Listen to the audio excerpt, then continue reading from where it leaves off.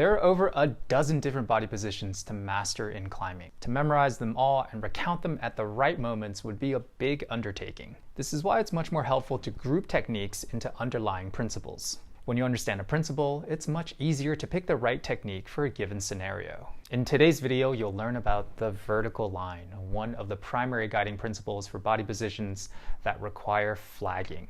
Now, this is a different type of video compared to what you're used to seeing on this channel because it's part 2 of a 4-part series called Principles of Body Position. This is a new series available only on movementforclimbers.com, my recently launched premium video library where I go in depth on the intricacies of movement in climbing. So if you want to see the full series now, as well as all the other series on the site where new content is posted several times a month, follow the link in the upper right corner of the screen to start your free trial. Be sure to use the code MOVE for 20% off your first 2 periods. You can cancel super easily anytime before your trial ends. Now, on to the video. The vertical line is a visual guide that helps you determine which foothold is best for flagging and also what type of flag to use. This is highly applicable in situations where the handhold is side pulling and the body position has a hip in. The rule when using directional handholds such as side pulls is to always have a point of counter pressure. The most basic form is a foothold to push off of to counteract with the pull of the hand. Generally speaking, when looking for the point of counter pressure, the ideal location of the foothold is along the vertical plane of the handhold. Draw a line directly downward from your hand and look for a foothold that is on that line or slightly ahead of it. The position won't work if the foothold is behind the line. Factoring the length of your extended arm in a lie back, this is the most comfortable position with an even distribution of push and pull. Notice how in all of these situations I'm using an outside flag. This is the most common flagging position given its stability from using opposite hand and foot. Of course, the outside flag works even if the foothold isn't directly vertically in line with the handhold. It can be slightly ahead of the handhold and still be comfortable. However, as the foothold gets farther and farther ahead of the handhold, the options for other flags become more practical.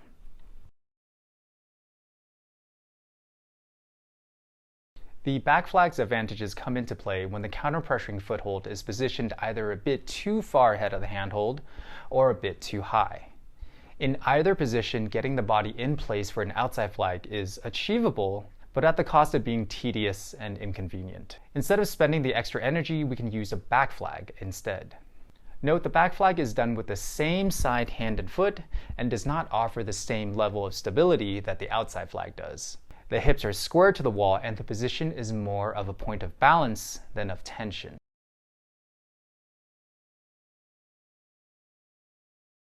Inside flags share the same vertical line requirements as the outside flag, where the ideal location of the counter-pressuring foothold is on the same plane as the handhold, or slightly ahead. This type of flag is a mix of the back flag and outside flag, where it's performed with same side hand and foot, but also with the hip turned in. Inside flags are relatively uncommon compared to its other 2 siblings. The technique is a bit tricky to execute, and most people prefer the simplicity of an outside flag. However, there are some situations where an inside flag can be more convenient. For example, when you have to perform a foot swap to achieve an outside flag, you can opt to forego the foot swap, especially if it's difficult to do, and just do an inside flag in its place. Here is a quick review of the different flags and how they relate to the vertical line. For an outside flag, the foothold is on the same vertical plane or slightly ahead. In a back flag, the foothold is high on the vertical plane, far ahead of the plane, or both. Inside flag, the foothold is on the same vertical plane or slightly ahead, and you want to avoid doing a foot swap. Now let's take a look at how the vertical line and choice of flags apply to different terrain types. On slab and vertical terrain, we typically try to avoid hip in climbing because it takes our bodies away from the wall. In the case that we do have to turn a hip in, we opt for simple techniques like outside flags and sometimes a back flag. Usually the handholds and footholds are too poor to risk a technique like an inside flag. Slight overhang is really kind of an all techniques friendly terrain. It's not so flat and technical like slab where your movement is limited, nor is it so physically taxing like overhang that you have to keep the movement simple for sake of energy. The vertical line is a great tool for this terrain as you have the freedom to perform all 3 different flags. The challenge of climbing steep terrain forces us to be as efficient as possible with our energy and body positions. This is why we typically opt for hip square orientation, with using toe or inside edge driving our knees in towards the wall. When we do encounter a side pull, we'll use a drop knee for that extra point of contact, or keep it simple with an outside flag. A back flag is more uncommon since it brings our hips slightly away from the wall. Inside flags can be utilized if the holds are good and the movements are simple. As explained earlier, the vertical line is a guide for selecting a flag in a simple situation with side pulls for the hand and a basic form of push counter pressure with the foot. There are several other forms of counter pressure that don't necessarily follow the same vertical line protocol. We'll be going over many of these examples in the 4th video of this series on counter pressure.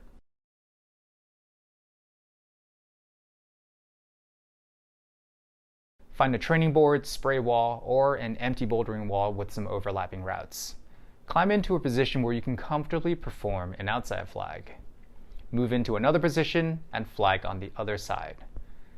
Repeat this process with the back flag, performing 1 on each side, and then finish with inside flags. Feel free to switch up the order as you like, but make sure to perform each type of flag on each side. You can do this for up to 3 rounds. Pick a climb in your warm-up grade range and climb it once using opposite hand and foot. This is the most standard method of climbing and will require you to use outside flags in certain positions. Come down from the climb and repeat it using same side hand and foot. This is an off-balance way to climb and will train you to use back flags and even the occasional inside flag. Be prepared to move with a bit of instability. You can do this for up to 3 climbs in your warm-up. If you feel like you want to deep dive into the other principles of body position, as well as the other series, you may want to become a member of the Premium Video Library. Here are a few things that some of the early members have said. I really like the attention to detail, the physical and technical descriptions and rationale, forces and counterforces, center of gravity, balance, etc. Great clear coaching with actionable things to try, concepts explained simply and clearly. I like how Sion breaks down the learning with a visual aid, application, and drills. I think the way he delivers the message is effective and simple to grasp. The biggest difference between what you see here on the YouTube channel and the Premium Video Library is the structure. Everything on the site is built in a way that is easy to digest and learn and can be reviewed quickly before or during your climbing session. So you always have the key things in mind you need to work on to achieve your next grade. If you become a member and you haven't improved your climbing in 30 days, or you find it's just not right for you, there is a 30-day money-back guarantee and you'll receive a full refund, no questions asked. Along with a 7-day free trial, that's 37 days risk-free. So if you want to check out movementforclimbers.com and see if it's right for you with absolutely no risk, click on the link on the screen now or in the description below.